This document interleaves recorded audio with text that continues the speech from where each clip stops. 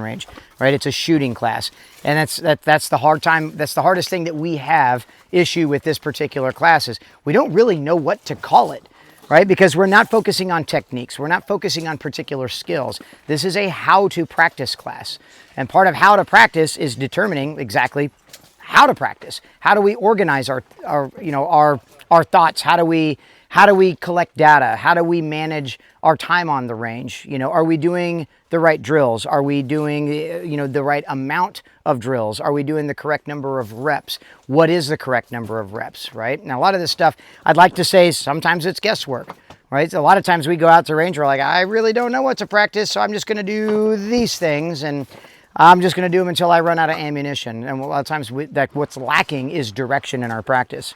So, and not trying to step on AJ's toes or anything, but what we've done here is kind of giving you an exploded view of a couple of our methodology that we know. I mean, you guys are paying us to teach you what we know about our own practice, the practice habits and things that we've established, and how we start to log data or collect information, and how we utilize these data logs or these collections of things, and how to organize your own practice sessions.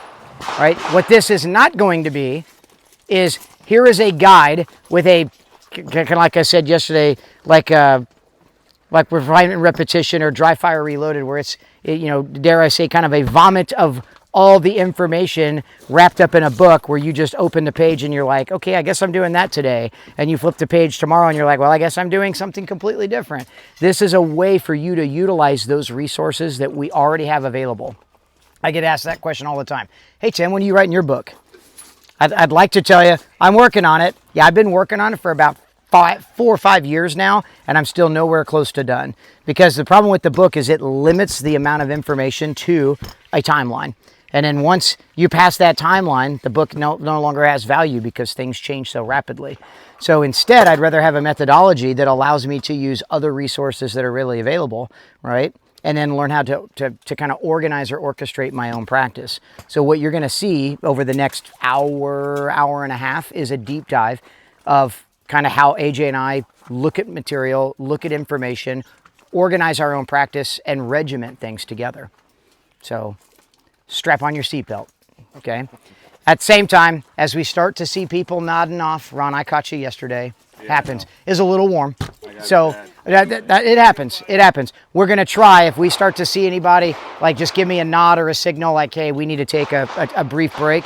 I'm all about, let's give you some breaks, get you standing up and moving and things like that as well. So I'll tell you guys, and we've talked about this before. This class could probably be a day and a half in a classroom to get all the truly important parts of this curriculum.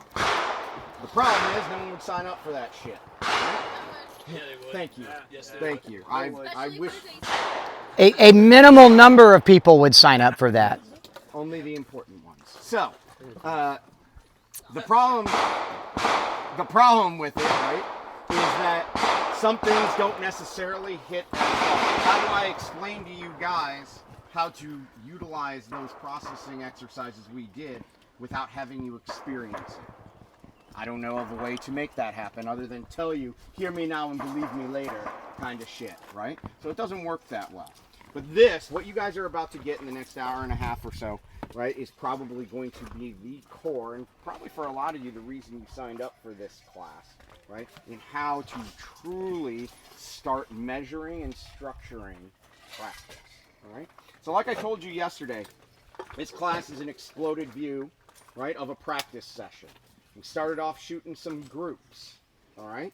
We moved into some accuracy work. We moved into, today, some speed work. Right? Later on this afternoon, we're going to work into some transitional work. Right? These are all different variations on the things you guys are about to see. But it's important to understand how we structure it.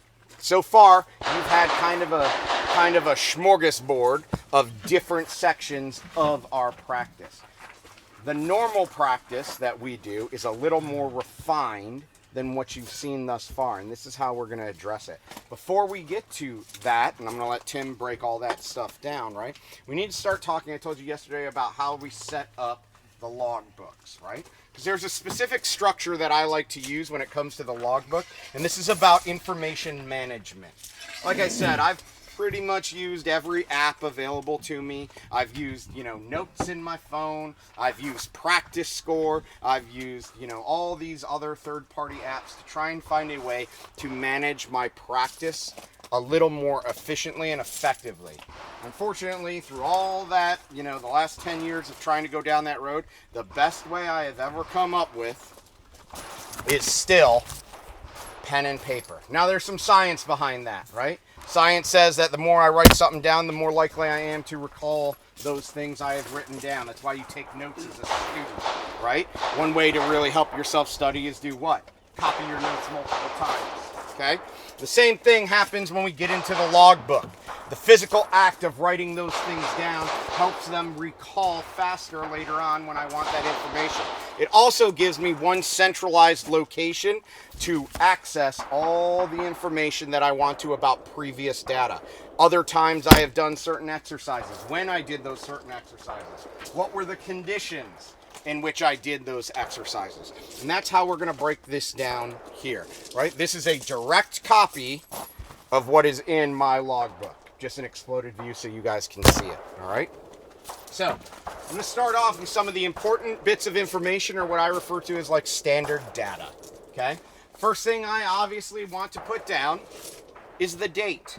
I want to know when my practice sessions occur, all right? You'll start to see trends. So if you're like me, right, my time is very limited, right? I only have about 2 days a week where I'm actually home, sometimes 3 if I'm really lucky, right? My typical practice sessions occur on Tuesdays because I know pretty much no one's at my range, and I know that I landed the night before. I've got all my stuff already in the box. I just need to grab my ammo, throw it in my box, and go to the range. And I go and I do my thing, and then I come home. So I want to record that date. The other thing about recording the date is it lets you know the recency in which you did certain things, right? You can reference, hey, when was the last time I actually collected data shooting a bill drill? When was that? Oh my God, I haven't shot a bill drill in 6 months. Maybe I need to start revisiting that bill drill because I saw something in a match or something in a class where I was like, man, I'm having a real hard time processing that sight at speed. When's the last time I did that? I can look at my logbook and go, oh shit, 14 April was the last time I did that. It's now June or July. I should probably get after it a little bit. So I want to reference that date, okay? A next piece of important information that I told you guys yesterday is the equipment in which I'm using, all right? This next key part right here is going to be the gun I am shooting that day. How many guns are listed here? One. All right? Anytime you start bringing more than one gun and you start shooting more than one gun in a session, it's much like, I call it the 3-gun problem. So if you're like me, when 3-gun was really popular, you're like, hell yeah, 3-gun, shotgun, rifle, pistol, I'm getting after that. And then you very quickly discover why it's really hard to be good at 3-gun. Because you have to split your time and your money and your attention between 3 different platforms. And if you're like me, you try and work all of them every time you go to the range, which equals about 15 minutes on shotgun, 15 minutes on pistol, 15 minutes on carbine, and you fluctuate between them, right? It doesn't do a good job of managing or effectively managing the time you have at the range, okay? Yes? So you mentioned yesterday taking a backup gun to the range with you. Yes. So how does that factor into Yeah, great question, right? So typically in a perfect world, my backup gun is a direct copy, an exact copy of the actual gun I shoot more often than not. You'll notice here that I was shooting, excuse me, I threw up in my mouth, a Prodigy, right? Probably, if you guys know me as a 1911 guy, I have very little love for the Prodigy, right? But I'm shooting my Prodigy #1, all right? I have 2 Prodigies. They are not... Because he didn't learn the first time. Exactly, right? Because I bought them as an experiment, right? I was going to leave one completely stock, and I was going to alter one to see what could be done to those guns to bring them up to a high level, right? One became my backup gun. That was the one I didn't alter, and one became the primary gun I used. That's the one that got the trigger job, the new barrel, you know, new safety, stuff like that. But Relatively speaking, the guns are almost identical. They have different parts in them, right? But they're pretty much identical by feel, weight, so on and so forth. I list them because Prodigy 1, I know that is my primary, like, USPSA limited optics gun. I don't list the backup gun because it is a given or a piece of standard data that if I have the one gun, the other gun is with me as well. Now, if for some reason I get halfway through my practice session and something were to happen, I will immediately put that gun away, grab the backup gun, make a note, switch to Prodigy 2. And the rest of the session becomes about Prodigy 2. It lets me know what I did with that gun in that session, right? Does that make sense? Perfect. Okay, good. So I list the gun that I'm using, and again, only one gun if I can make that happen. All right. From there, you'll see I have written underneath the gun USPSA. Right. That is not what I was focused on for that day. That was the equipment I was running. So my USPSA gear, no matter the division, is pretty much set up all the same, right? The mags are pretty much in the same spot. The holster's pretty much in the same spot. It's pretty much all the same equipment. I'm lucky enough, I'm sponsored by a company called LAS Concealment. They build my holsters for me. So I know that that gun was living in an LAS 3 o'clock holster for competition. It lets me know what mags I had, what belt I have, so on and so forth. If you were to flip through my book, you would see other days where it would say AIWB concealed in there. Well, that lets me know I was running my concealment rig. Depending, I pretty much wear, you know, I'm, as my former gunsmithing students used to say, I'm like a cartoon character. Same clothes, different colors as the day goes, right? Right? I have the civilian uniform, as it were, right?